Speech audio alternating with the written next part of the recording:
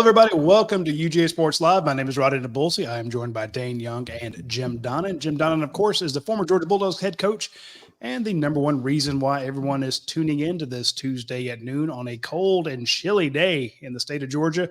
But things are not chilly with the Georgia football program. Things are red hot going on over there. Guys being added to staff, maybe leaving from staff, coming back to the staff, fun stuff going on with Coach T-Rob, and a kind of a bombshell that was dropped by the University of Georgia when they tweeted out that Travaris Robinson, Coach T-Rob as he is well known, is coming in as Georgia's safeties coach and co-defensive coordinator. And, of course, the first question was, what about Will Muschamp? That's Will Muschamp's job description. Where's Will? Where's Coach Boom? And we quickly pointed out that Coach Boom is stepping back. He will be a defensive analyst, which – here's a great thing, folks. You get to have Will Muschamp on your staff, former SEC two-time head coach and defensive coordinator, and you're adding Travaris Robinson, and you've got Glenn Schumann for now, and you got Kirby Smart and Trey Scott, Dante Williams. This is a hell of a defensive group over there. So, Coach, I have to ask you about the whole Travaris Robinson thing. I mean, it is the news of the week, and I'm sure there's other stories that we were going to talk about before we opened the show today, but that's the news. That's been the thing that we were running down, spent a big chunk of Sunday night and Monday morning running down the fact that he might go back to Alabama. So kind of give me your thoughts on Travaris Robinson, T-Rob, and how this shakes out for Georgia. Well, certainly one of the things that you have in the coaching ranks is people moving from one job to another, or the head coach retiring, or whatever it might be, and it certainly affects everybody. And this situation kind of got more into is he staying, is he going, all that after they hired a new coach. So the way I understand it, Coach Muschamp had told Kirby, last year he was considering maybe cutting back so he could go watch his son play high school football, but he decided to stay another year. And, and he had hip replacement surgery too, that during that process. So he had a lot stronger season there from that standpoint. But this year, now his son Whit has signed a scholarship to go to Vanderbilt, and it's definitely on his mind being able to watch him play and everything. So I think that was in the forefront there. And it really was going to be something that Kirby was going to look into, once recruiting was over, because you noticed last Friday, Coach Muschamp was on the road. But then subsequently, Coach Saban decided to retire. And now if you're a coach on the staff, you want to CYA, you got to get a job. You don't know if they're going to hire somebody that or whatever it is. And as soon as this happened, Muschamp and Kirby got all over T-Rob because he'd been coaching with Muschamp forever at South Carolina, at Auburn, the year that I think he was at Auburn with him. And so, they gave him they got him over here as assistant, the defensive co-defensive coordinator, and then safeties coach to take Muschamp's place, and he would be an analyst like he was first hired to be here when he left South Carolina. And then we all know what happened. Tucker left, all these things, Lanning left, and we were able to keep him. So that's the backdrop. But then what happened is they hired a new coach, and all of a sudden, when they didn't get Norvell, they went hard after DeBoer and told him that, they wanted to keep certain guys on the staff, like Gillespie, running back coach. The other guy was Freddie Roach, the D-line coach. And, the rest of the guys he could bring in, but they would like for him to try to get T-Rob back there. So once he got back there and it was named the coach, they put the full court press on him. And you can't blame the guy. If you're a Georgia man, you can't blame the guy. All of a sudden, he didn't have a job, and then he had one with us, and then the new coach has offered him all this stuff way in excess of $2 million now, way in excess. Really? Be the defensive coordinator. And I'm not going out on a limb saying that. We're going to have at least 4 coaches next year making close to that, 3 coaches maybe, 4 or 5 making $1 million. I don't know what the budget is, but bottom line is, if you're him, you got to look at that. I mean, seriously, you don't have to move. Of course. Professional enhancement, but you also, who's your boss? He knows Kirby. He knows everything around here. He knows Muschamp. He worked with Bobo at South Carolina.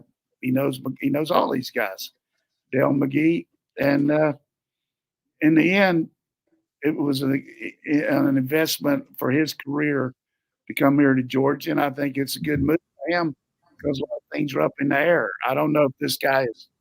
When I say this guy, I'm talking about DeBoer is Brian Harsin reincarnated or not. He's certainly coming in from a different area, but he's had, immense success, and we'll see what happens. So that's how it happened. And I think the big key now is how much longer is Muschamp going to stay? Is he going to continue to be an analyst, or is he going to go on and watch his son play, or is SEC going to work it out where he can actually watch him play? We don't want those Connor Stallions things where he's I didn't even think about that. Yeah, shouting and all that. All that's got to be determined, but that's to be talked about another day. But bottom line, give the guy a lot of credit for stepping up and staying here.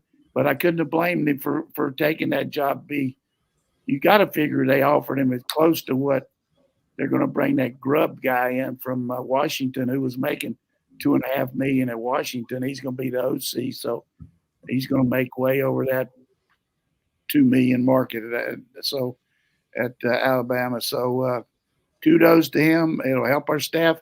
Now all of a sudden we're going to have the same scenario. Everybody's going to be talking about Dante Williams. Is he going to go to San Jose State and be the head coach? I mean, the head coach at San Jose just took the job at Arizona. Dante's got a big background on the West Coast.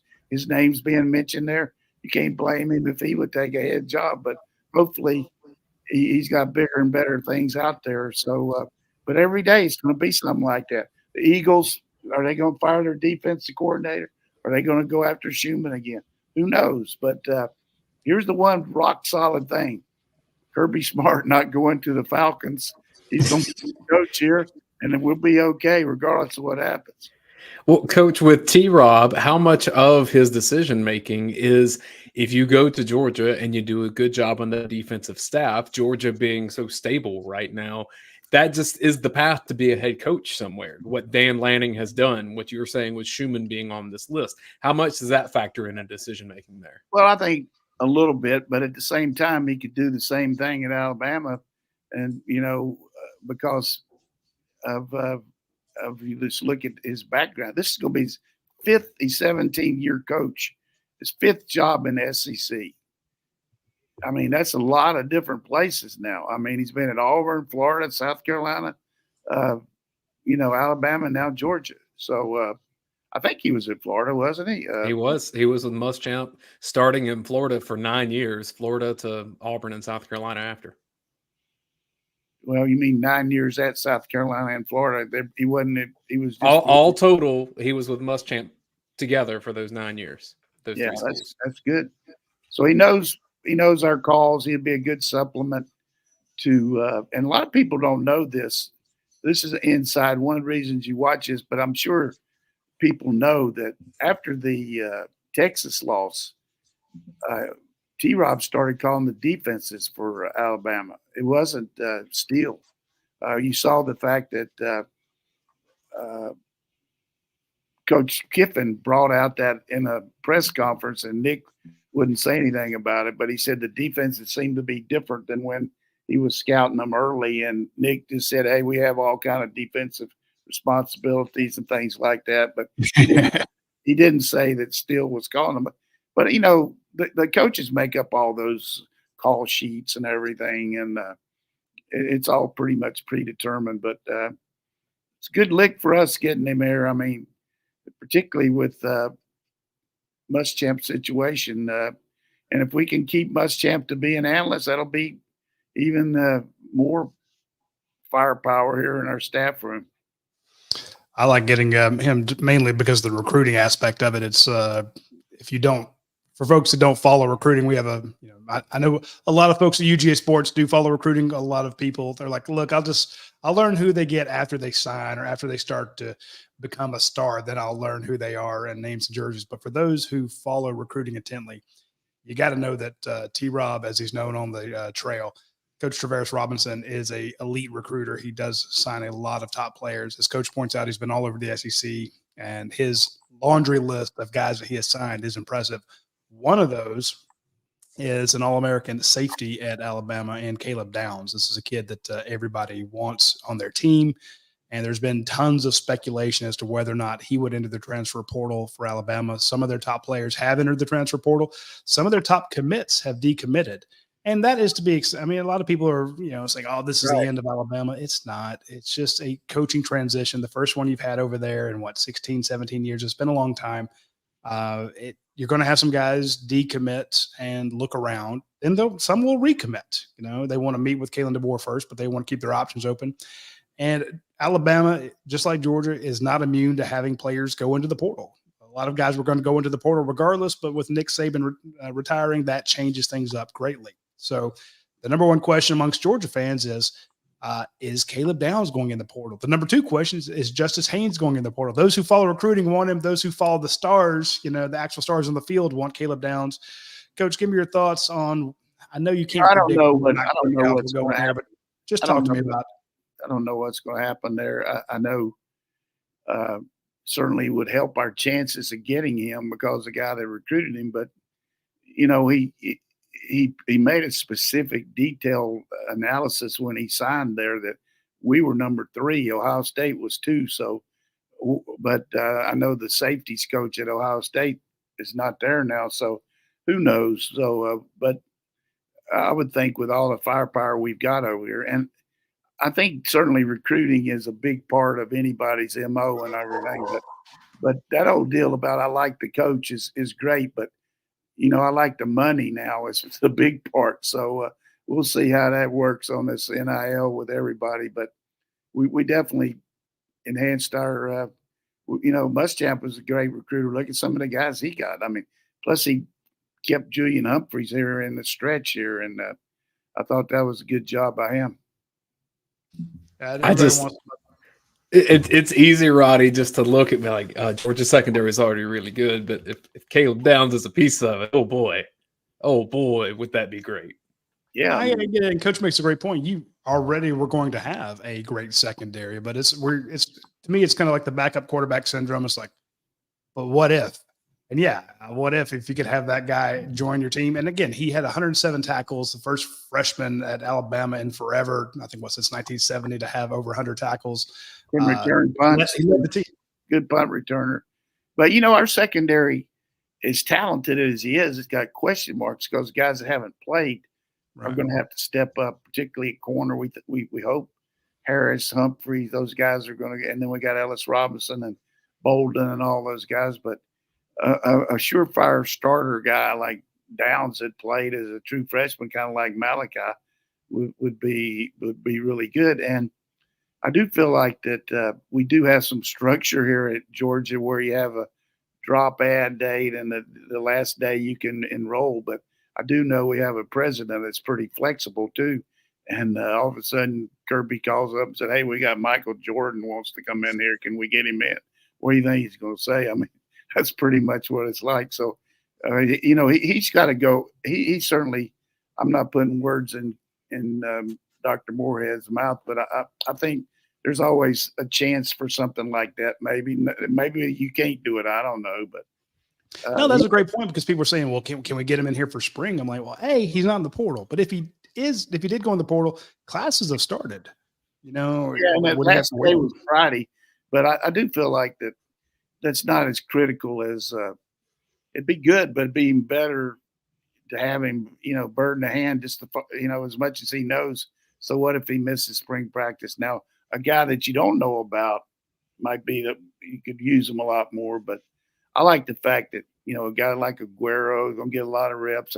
You go back to when we had those tight ends hurt, Washington and Bowers and all the reps that those guys got, they just get more practice with the best players. So, but that's enough about that. But from my standpoint, but maybe the biggest question mark now is now that he's left there, we got a new D coordinator coming to Alabama from South Alabama. His name's Kane Womack. I got it mixed up with Dayne there, but got some history with him. Not so much him, but his father. His father was a graduate assistant for me at Missouri in '84, and a very astute young coach. Of course he was. And everybody was. You've coached everybody. I've learned that. Like, if they're coaching in college football, you're connected to them somehow. Not everybody was astute. Now there were some of them that were better, but he was very, very good. And he was, even though he was on the offensive side of the ball, he had a defensive background.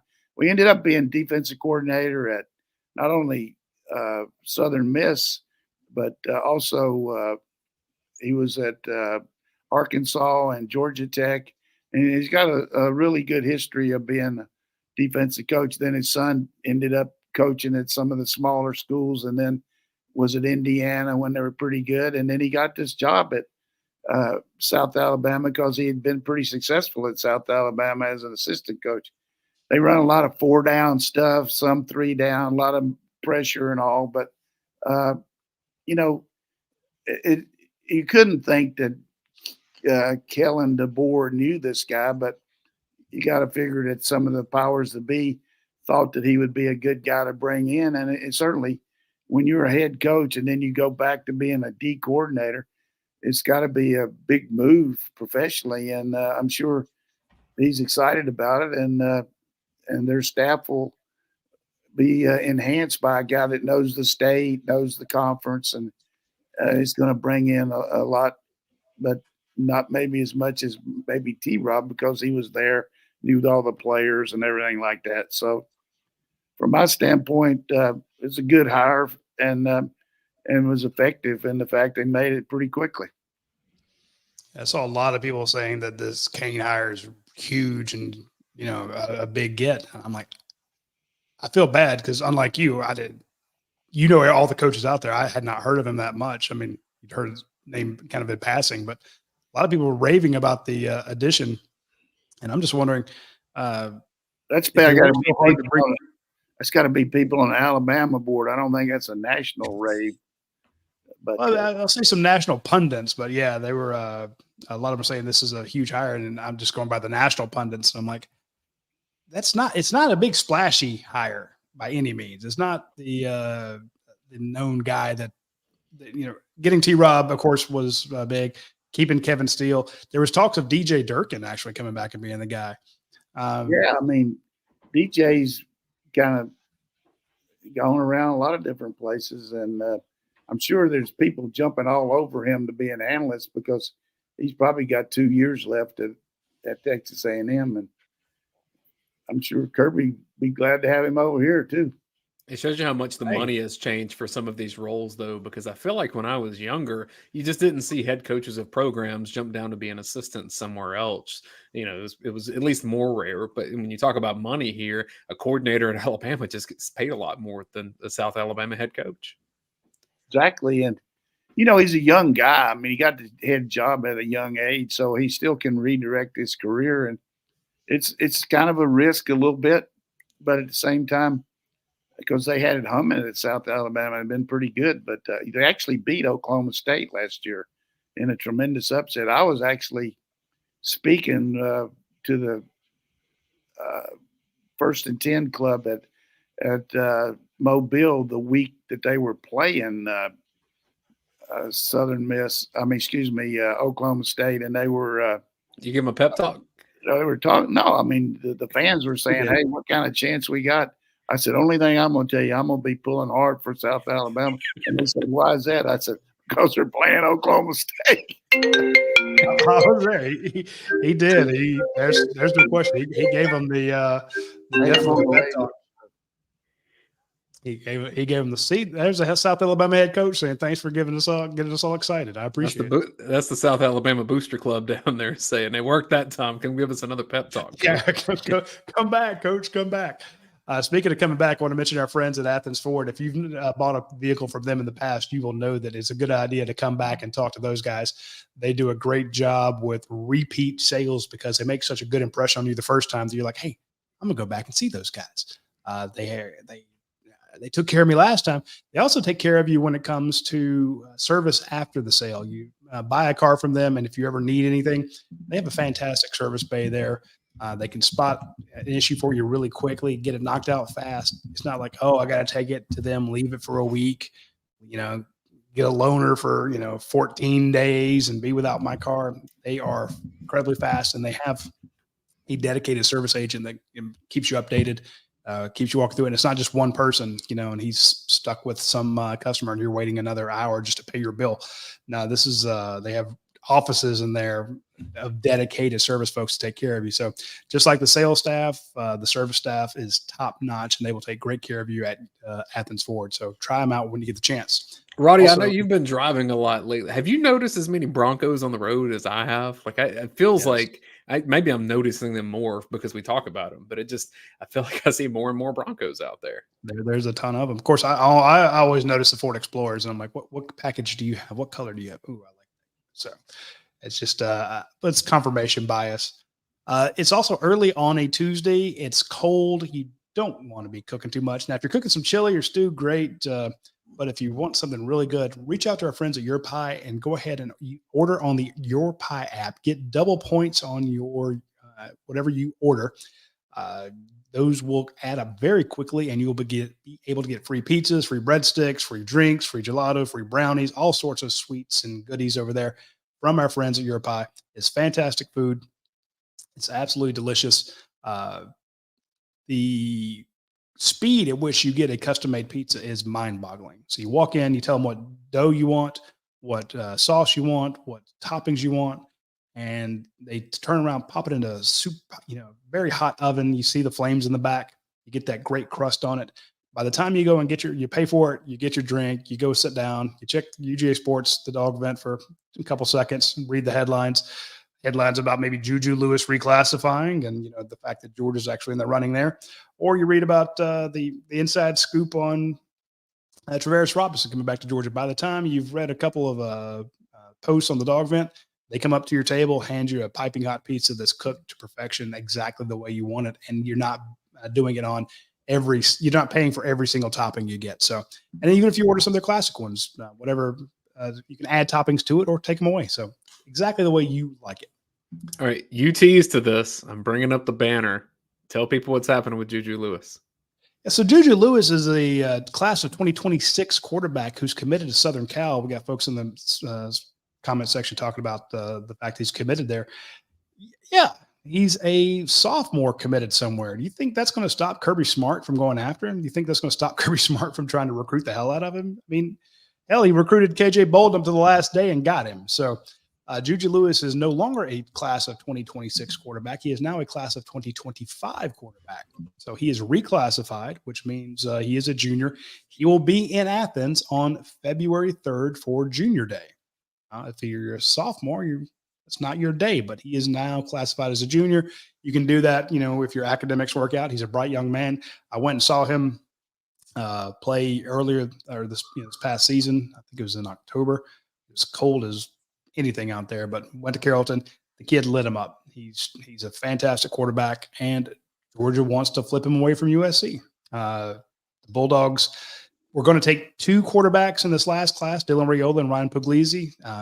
They only got Ryan Puglisi, so now they're looking for a class of 2025 quarterback.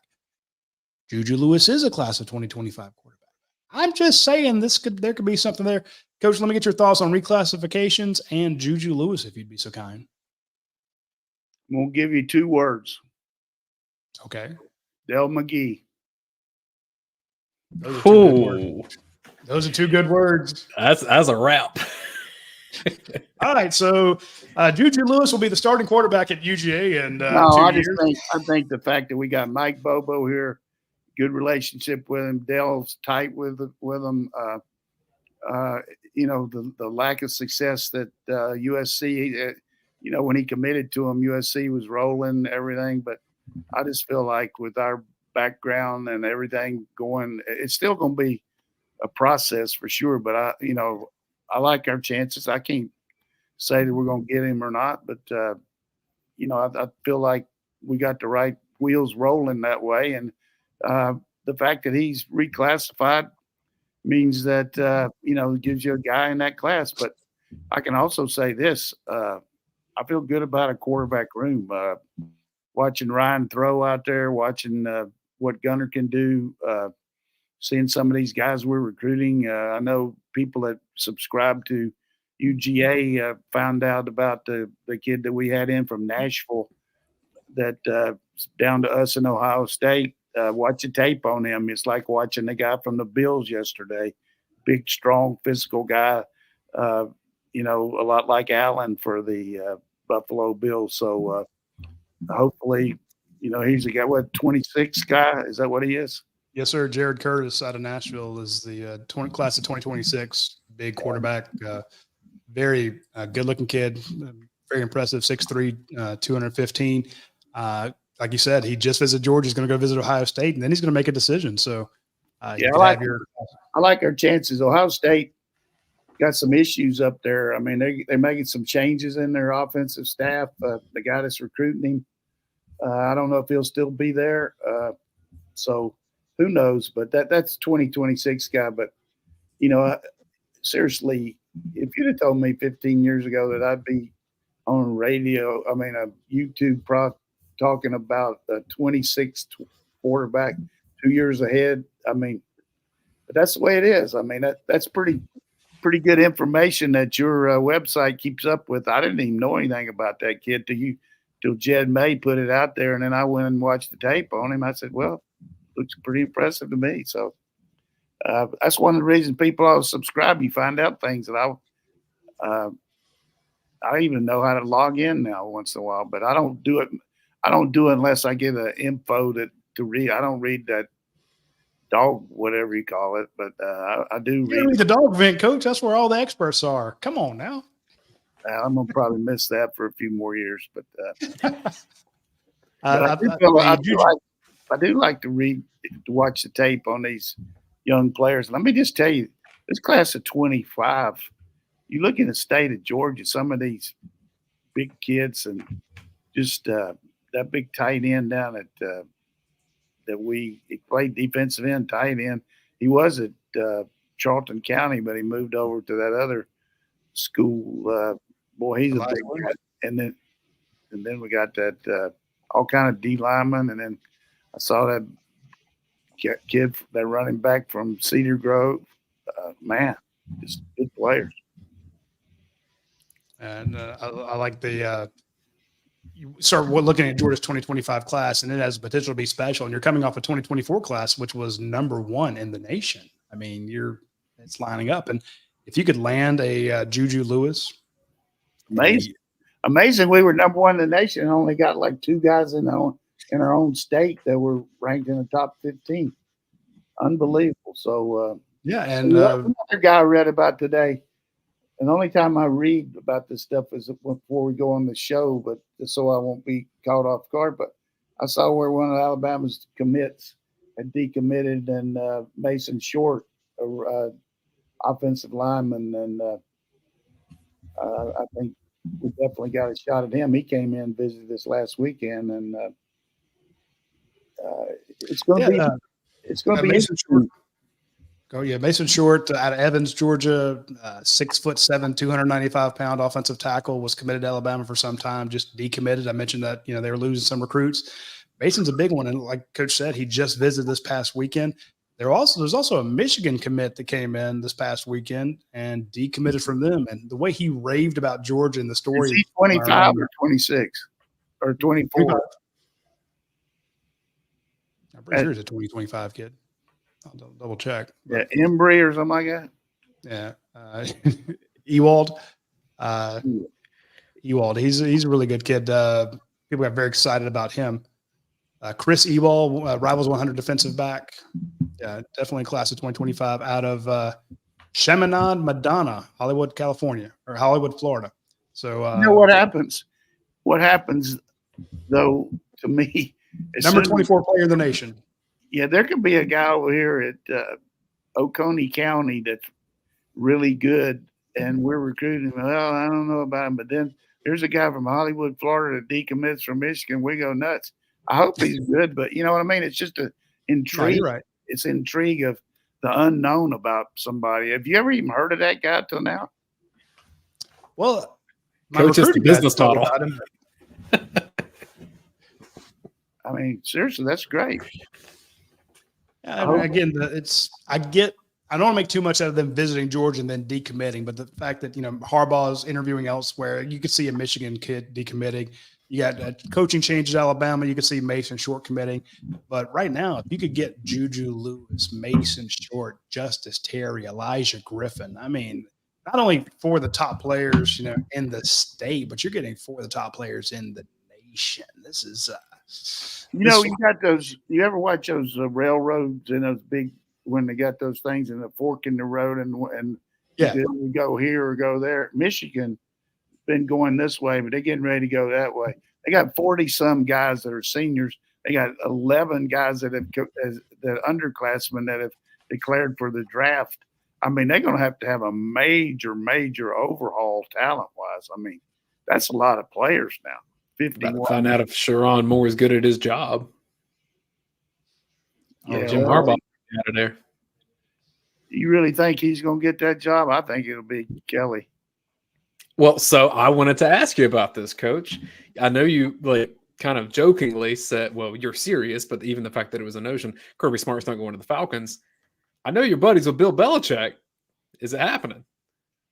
Yeah, he hadn't asked me about it, but I'll tell him, hey, make sure Arthur Blank opens up some of those cans of cash behind his house, because I don't know if he's got his first grade lunch money, but he's pretty tight. I'm talking about Arthur, but he's a good man. He's been good for the city. But, I mean, 72 years old. I mean, we talked about it last week. I mean, Bill's chasing that Don Shula record. I mean, I don't know, but he'd be a great hire. I mean, we got to get the quarterback situation, but any chance you got to get a guy like that, I mean, you got to look at him. The other thing I wanted to be sure to ask you about, because you said the changes at Ohio State, Ross Bjork potentially being athletic director. That was pretty big waves there, right? I mean, big decision Ross made 2 years ago. And, he decided to give Jimbo an extension, only cost him $77 million. So go ahead, take him on up there. I had it pulled up here, Coach, real quick. This is the 2025 State of Georgia rankings. You see Juju Lewis at number 1, Elijah Griffin. We had a story on him on the front page where he came to visit this past weekend as well. This is the number 1 defensive end in the nation, the number 2 player in the state, number 4 player in the nation. So he's, again, another top 5 guy. And I like what Kirby Smart gets up in front of all these recruits. And it's a huge weekend recruiting at Georgia. And he gets up in front of them and says, and again, this is Elijah Griffin quoting Kirby Smart. Elijah says, he said this verbatim, meaning Kirby. If you have other options, we have other options too. If you want to come here and you don't want to work, do not come. That's Wade. That's Kirby. You don't want a guy in here. If you got to talk somebody, he's supposed to be kissing these kids' butts, right? You got to talk somebody into coming, though. I agree with that. That's one of the things. I tell you, the junior day is one of the most exciting days that I used to have in coaching, to get to see these guys.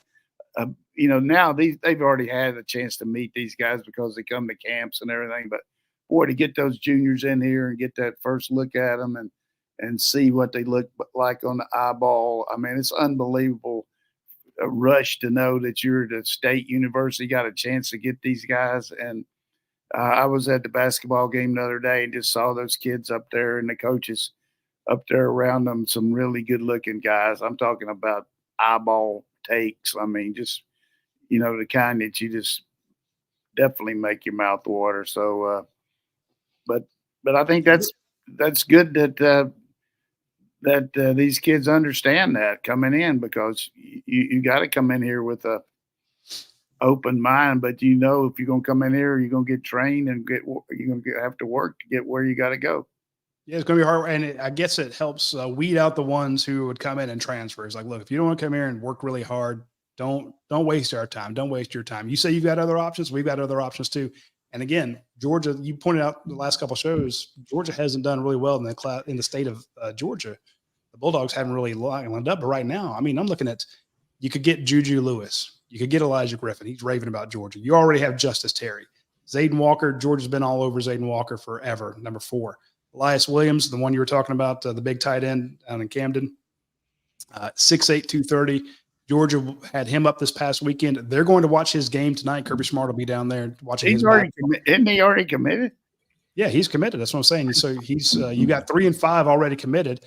Florida State's coming after him, but I mean, Kirby's taking countermeasures to keep him away. Jonte Gilbert, Georgia's out on him. Chroma, devastating running back. I could see Georgia going after him as well. Mason Short, number 9, just decommitted from Alabama. He was in town this past weekend. And Josh Petty, we see Josh Petty a lot. Again, the way you're set for the top 10 in the state of Georgia is just it's been a while. It's been a minute. You just signed the number 1 class. So Kirby's saying, look, you've got options. We've got options. If you don't want to bust your butt, and there have been some guys, Coach, I know you don't want to say it, but there have been some guys that left Georgia because it's too hard. Work and too go hard. elsewhere and play. Yeah. I won't name names, but you know it's true.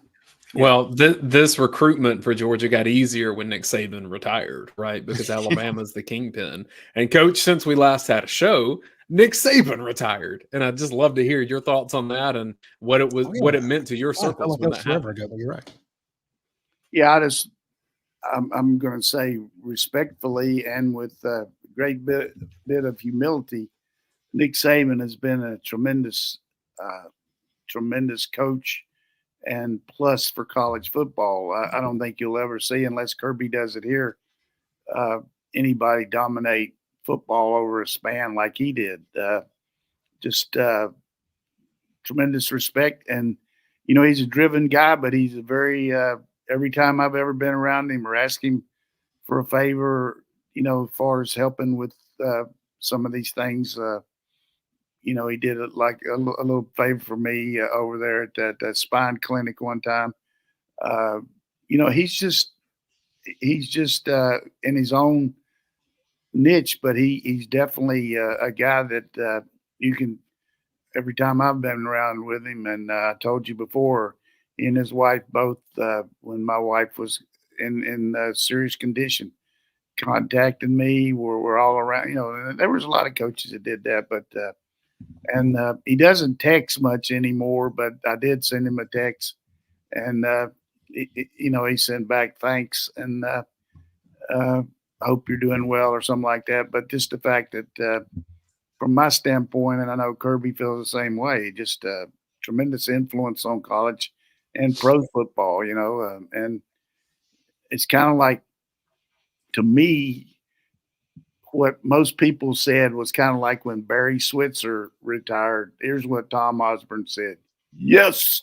Well, that's the way I feel about Nick getting out, just because that's one less guy you got to worry about. Now you got to worry about Sark. I mean, I think Texas on the horizon is the program that with the people leaving Alabama and the guys that have already entered the pro draft and all that stuff. I just think Texas, to me, is more of a threat at this point than Alabama. I think one thing you shared this, Coach. Oh, go ahead, Roddy.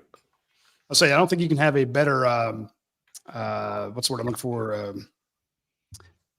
Reaction, a more respectful reaction than everyone to be elated that you're gone, that you're leaving. People say yes. It's like the highest compliment you can give somebody is thank God you're out of my business. And I really don't know what the scenario was, but I've had a couple of people contact me that had friends that are on the staff and all, and they had no idea going into that 4:00 meeting that Nick went into that he was getting ready to tell the players he was resigning. So it went pretty quick there. That's for sure.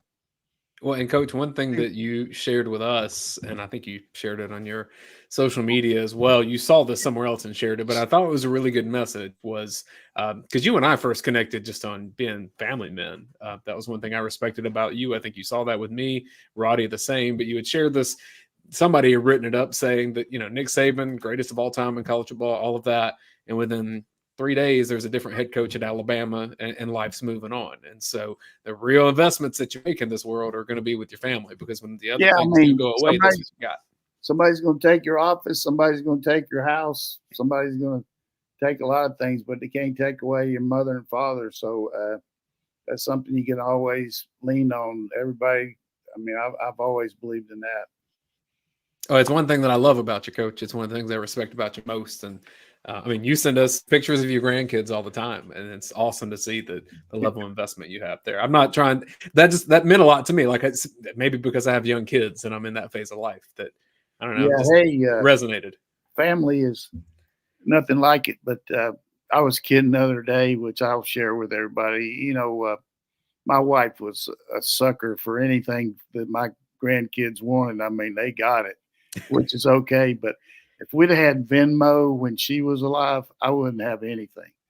My grandkids would have backdoored me on everything through her on Venmo, and it would have been over. So, I can open mine up and it says Ollie. But I spent $5 on something. Can you Venmo me? I'm like, you got your own money, you little crap. It's a great resource, and and I think I get on Facebook mostly to share things, but we had a guy that was on my team in high school that passed away last week, and they asked me. Family asked me to share a story about him, and I'll just share this one with you. And he played tennis and basketball, but he was very, very musician oriented. He played the French horn. He did all this, and he ended up playing in the North Carolina Symphony for like 30 years. He worked for them, but he had a hard time realizing that I was better than him. And I'm not bragging about it. I was better than a lot of my guys, but he said, would you just please let me beat you in one time? And I said, well, I can't play the French horn, so maybe I'll try that and you can whip my ass. So I couldn't play the French horn. I don't even know how to put it up to my mouth. But Wayne Amick was just a good man, and I hate that he passed away. And makes you think about look at that picture of that team. And we had an unbelievable run there from 6th grade up through high school, winning a lot of games, but a lot of them aren't with us anymore. Well, a lot of those guys, when you remember the ones you spent all that time with, to your point, Dayne, those are your best memories. People can talk about the wins and losses and how quickly Alabama has moved on from Nick Saban. Nick Saban was an institution. And you bust your ass working all day, every day, thinking I got to work. What's it going to take to beat this guy? I remember first spring that Nick was coaching at LSU, and I was out on the road down in Charlton County, and actually you could go out then as head coaches, and check people out. And I think I was looking at Terrence Smith, who ended up being a defensive end for me. And anyhow, this guy from LSU was there, and he was nervous and walking around and everything. And I said, how's everything going? He said, I don't know. He said, I'm getting ready to have this conference call. And I said, what are you talking about? He said, well, Coach Saban's having a conference call with everybody at 4:00, and we got to tell them every place we've been today and go over it. I said, good God. If I told some of my coaches we're going to have a conference call, they'd probably be on the 8th hole or something. Recruiting. But that was impressive to me that Nick was that organized. That was 1999 or 2000 spring, but he had those guys checking in, telling them where they went, what they did, and he wanted to know about the players, and he was right on top of it. So that's a pretty vivid memory. I mean, these SEC meetings that are coming up, just in a couple months now, Kirby and Stoops are kind of the veterans in the room now. Like that happened quickly. Yeah. Hey, Nick came into that first meeting. All of us hardly even carried any notes in there because we knew it was just going to be a drive-through and we would be out of there. Nick came in there with about 3 different big boxes, looked like boxes of things that he wanted to go over. And Spurrier looked like, what are you doing? You got to go play golf, man. What are you doing? Nick was ready to I got a meeting at the bar. He was super organized. I mean, really unbelievable. Well, I want to mention our friends that if you want to be organized in your life and have more of this quality time to spend with your family and your friends and not just beat yourself up to death, check out myperfectfranchise.net. They've got a bunch of different things out there that you can get into. And there are a lot of different categories. When people hear franchise, a lot of people think, I've got to open a restaurant. There's a home-based service. There's non-home-based services. You've got outbound sales, you got light retail, you got large retail, and there's all sorts of different investments in it. And it's impossible for someone like me or someone who doesn't know anything about it to make heads or tails of all the options out there. That's why you call myperfectfranchise.com. Just call them, go by the website, email them, whatever you want, and reach out to Andy Ludecky, and he will walk you through it and say, look, what are you trying to do? What do you have available? What kind of time do you have? What kind of investments can you make? And what do you like? What would interest you? What would you be able to be successful at? And he'll walk you through it. So reach out to myperfectfranchise.com, and Andy Ludecky will take great care of you. Also, I want to mention our friends at Academia Brewing Company. They have a new ginger ale, a non-alcoholic ginger ale. They have the cranberry ginger ale, and they have the original ginger ale. Check them out when you get a chance. I can't wait to try this. This is the first I've seen it. I did not know that it was out there. But they just put it up. I definitely want to check out their ginger ale. Of course, they have fantastic food. They have great beers. They're always coming up with new beers. The food is, of course, amazing when you go out there. They actually have chefs that do a great job with it. But check out Academia Brewing Company. You will be very, very pleased.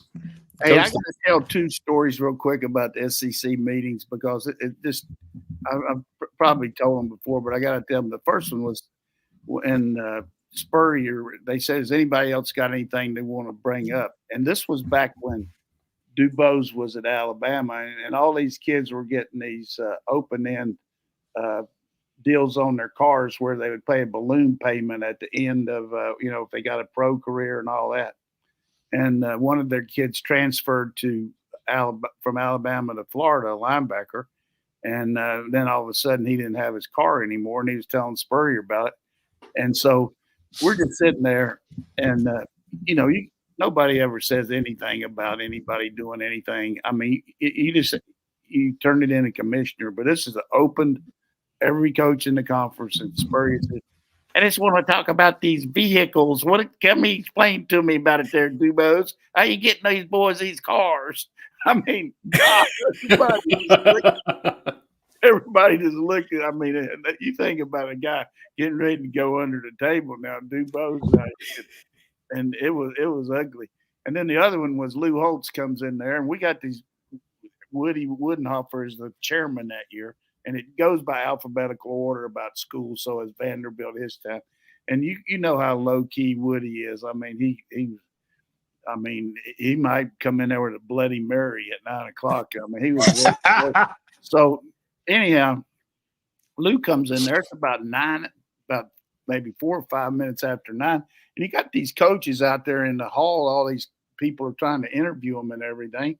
With Radi might have been one that was out there interviewing them, but some of them came in a little bit.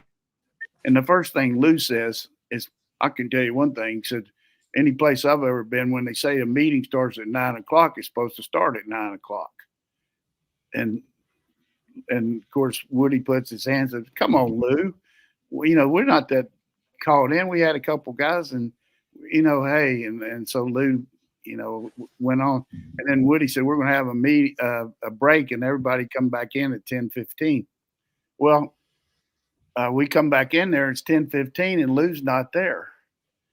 And then he comes in about 10-17, and Woody looks at him and said, "Hey, Woody." Woody looked at Lou. He said, "Hey, Lou, when we say we're going to have a reconvene at 10:15, this is the SEC. We expect you to be here." I mean, it was unbelievable. Everybody started laughing because he just jumped us for being late, and boy, Woody got on him. So it was really good. Bang. Love it. Let's wrap the show here with some questions from UGAsports.com. OU Herschel Walker says, Coach, do you think that Georgia looks for another quarterback in the portal or standing pat? Since our last show, Georgia had a quarterback coming in and he decided to go to USC. And then also, do you have any personal observations on Ryan Puglisi since he's been at Georgia so far? Yeah, I think probably wait till after spring now because of the guy can't come in here now and practice unless Milrow decides to transfer or something. But I just threw that out there. But I think it's something we'll look at after spring and see what happens. As far as Ryan, I got a chance to watch him throw this summer when he was over there, and then a couple of times over when they were there for the bowl practices. I didn't watch him actually practice, but the one thing that caught my eye was I guess couple days ago, the day before we started back to school, I rode by there the facility, and it was about 7:30 or 8, and he was in there throwing with some guys. I mean, that's what you want. I mean, I just looked through the window and that guy's in there throwing, so that's impressive. And he can throw it. He can throw it. Question from Tom Dog.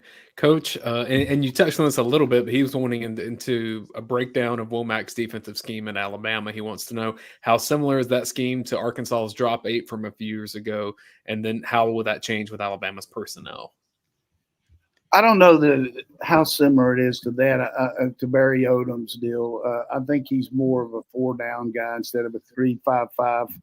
So, but he can do a lot. But usually when you're in a program where you're undermanned a little bit, like that conference, you have a tendency to run more exotic blitzes and take chances and stuff. But I'm sure he'll confer with Coach DeBoer. I know when we watched Washington play, they had a lot of show stuff and then bail out, line up and then bail and then line up and come. And we'll just see how I thought it's interesting that DeBoer had 2 guys that have been with him forever on defense. One of them actually, Morrell or something like that, was Coach Coop, our recruiting guy here, played linebacker in Indiana, played for him, and he was thinking he might be going to Alabama. But I think what I understand is that Washington's going to keep most of their defensive staff out there, and the new coach from Arizona is bringing in his offensive staff. So looks like that's what's going to happen. Did you have any connection? Did you have any connections in your network to Kalen DeBoer? No, but Brian Harsin did. No, excuse me. Damn. See, I was trying to take it a drink too. You almost got me. We almost had my monitor's almost covered in Coke. I know this. I've talked to a couple guys that covered him, guys like Sean McDonough and Reese Davis and all, and they've been real impressed with him in these coaches meetings. Curtis Maximus 51, Coach, do you think Georgia's offense has the potential to be more successful this coming year than it was this past season? Yeah, I mean, you got to look at the fact that you didn't get you don't have Bowers, and certainly we didn't have him some, and we didn't have McConkey. But I think with the addition of some of these transfer receivers, and if Ra can get healthy, and then bringing in ETN, who's more of a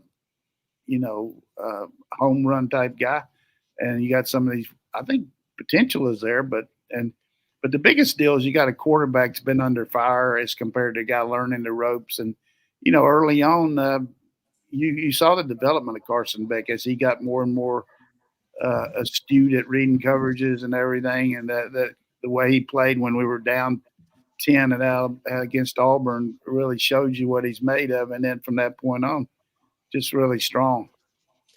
Chip Crook wants to know, can't Georgia afford a red and black helicopter for Kirby Smart in recruiting? Well, we can't afford an airplane. I don't know why we afford a helicopter. We don't have a plane, but that's just a smart-ass answer. We put these guys out and wheels up and things like that. So, but the reason, I mean, they don't get into what color the copter is. They just are in it. So, I mean, they don't worry about it. At least your coach is going out to see people. I know one thing. We just had a great year, maybe not as good as all of us hoped, but first day that you can be out, Georgia coaches hit over 100 schools in the state of Georgia on Friday. That's pretty dang impressive. And Kirby hit 10 himself. Here's another point that Roddy doesn't know because he doesn't keep up with stuff like this, but I have to tell him. No, I'm sure he does. You realize it used to be if I was going to see Dayne Young as a junior going into his senior year, I couldn't talk to him. All I could do is bump him. All I could say is, hey. Bump rule. Or, Kirby Smart's here, and that's it. But now you can talk to these guys, juniors. I think you've got a couple of times you can talk to them. You can't go in there and spend all day with them, but you can at least converse with them, which I think is a smart rules because everybody was bumping them anyhow. So did you know that, Roddy? I did know that because actually I remember reporting one time that a coach was at a school and I got a very flustered call from said coach saying, do not report that I was at that school. Take that down. I was like, my bad, coach. So, well, I mean, you did know they could talk to him for 30 minutes now or not? The 30 minutes, no. I knew that you could have a prolonged. It was more than just the bump because that was the crux of it. Was my reporting that he was there for a certain amount of time, and they're like, "Oh no," then that's going to be construed as, okay, talking to the kid, and not Oh, and the other one about watching their athletic events, that changed a bit too. So it's a whole new world. To your point, they're back on the trail today. We said that Coach Smart would be down in Camden. He also went to Greene County. Coach Smart will also be in Evans, where Mason Short just decommitted from Alabama. Good. Just saying, strike while the iron's hot. Question from Brian McPhail, and I don't know that we know this answer until the staff gets built out, but he wants to know who is going to be Alabama's ace recruiter now. Travaris Robinson. No. That's what they were counting on. I'd say Freddie Roach, got a good handle on those D linemen, and Gillespie's done a good job with the backs. But, they've already lost the receiver coach to where'd he go, A&M? He'd already left. So I don't really have a handle on who that'll be. But I can tell you. Their NIL collective will be their ace recruiter. I guarantee they'll be right there with anybody just because they're Alabama. But it's a significant